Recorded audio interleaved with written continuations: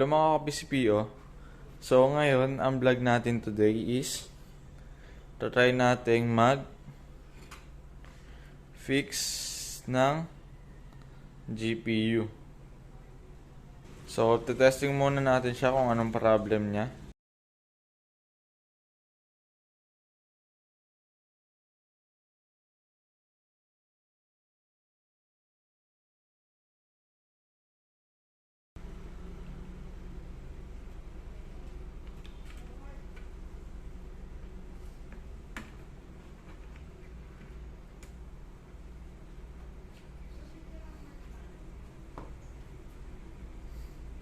Make sure natin guys na pantay siya.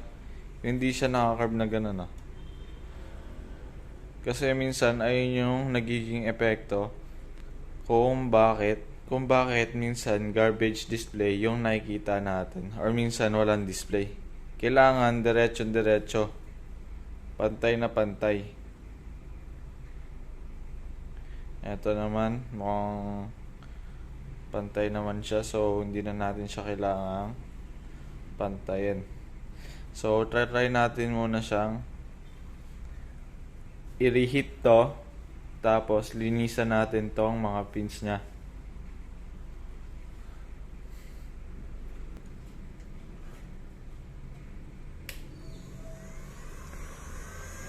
Make sure nyo lang guys na hindi siya masyadong malapit kasi sobrang init na itong heat gun natin.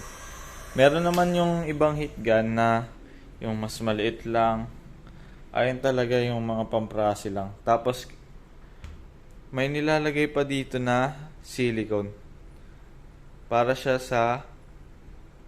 Papakita ko na lang. Pakita dito. Ting! Yan. Para naman siya guys, para mag-connect yung mga capacitor niya sa loob. Kasi minsan, natutuyo yung mga connection niya dito. So, kaya natin siyang i-reheat para yung mga silicone na natuyo is magkaka-contact uli or mabasa siya. Tapos, magkaka-contact na siya yung processor niya dito sa board. So, try lang muna natin siyang i-reheat.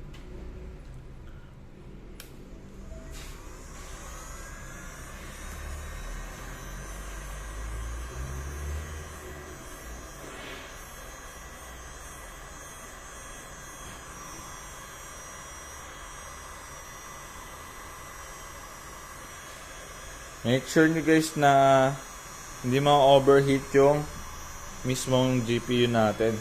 Kaya padampi-dampi lang yung ginagawa ko. Konti pa. Okay na pa. Tapos wait lang natin siya ng 5 minutes. Or basta hanggang sa lumamig na siya. So, yan. A few moments later. Yan, may nakalimutan pala ako guys.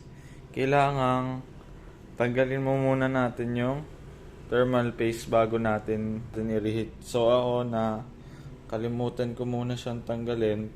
Okay lang din naman, pero syempre mas advisable yung lilinisan muna natin bago natin siya i-reheat. So, ang panglinis natin is tissue tsaka isopropyl alcohol. Yung gamit ko is 99.9. Ito yung mga guys, mga alcohol na sobrang bilis matuyo. Kaya pwede din siya sa electronics.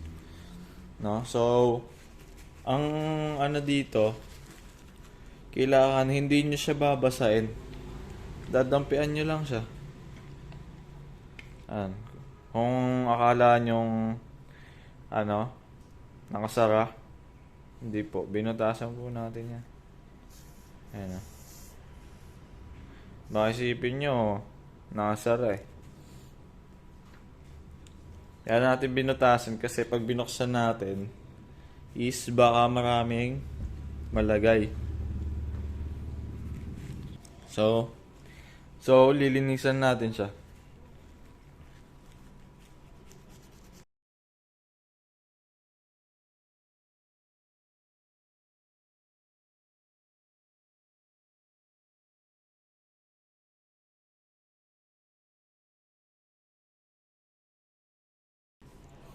Yan.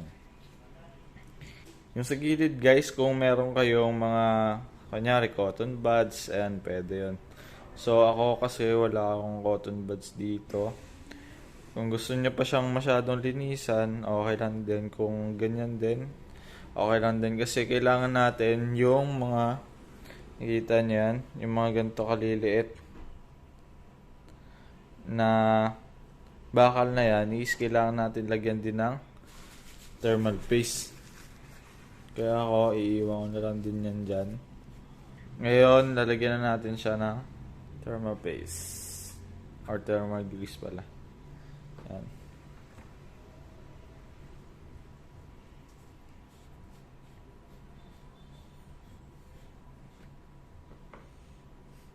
So, wala akong spreader guys. Alam nyo na. Pwede naman to. Ito lang gagamitin natin. Unti lang. Medyo na parami lagay ko. Basta ma-occupy lahat ng space niya. Kita niya. Yan, pwede na yan.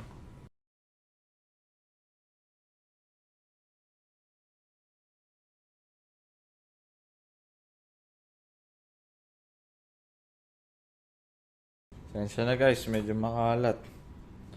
Alam niyo naman.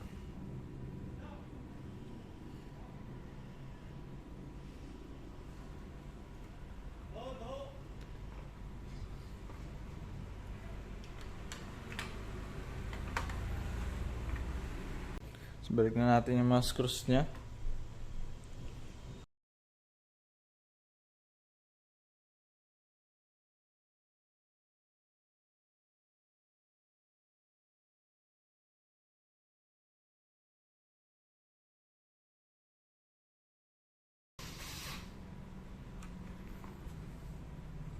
Linisan natin to. Tapos, testing na natin siya.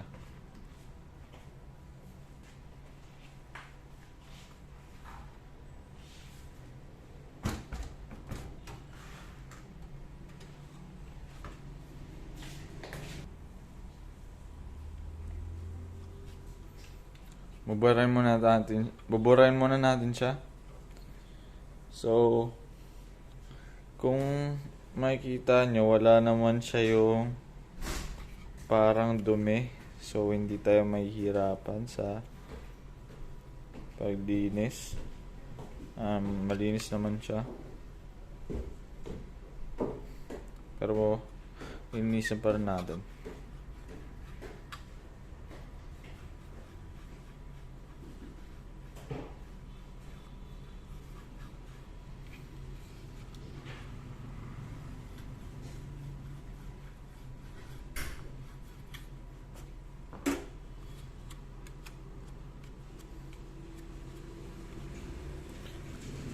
So, try na natin siya.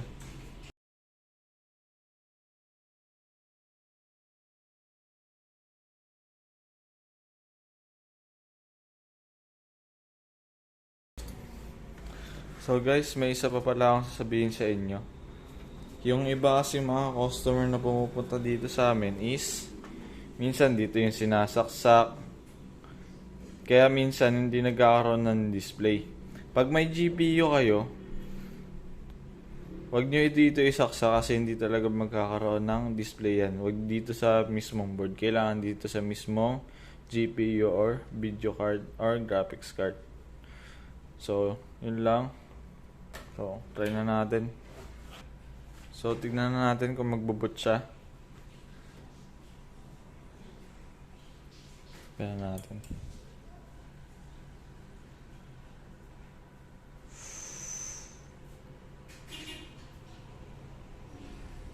Nag-boot na guys. So, ganun lang usually yung mga problem. Minsan linis lang or reheat. Tsaka pag wala siyang display or minsan walang display talaga, check niyo yung keyboard nyo.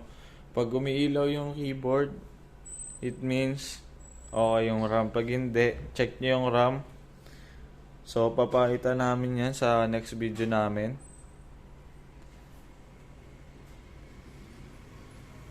So, stay tuned lang kayo. So, yun lang. Goodbye mga ka-PCPO.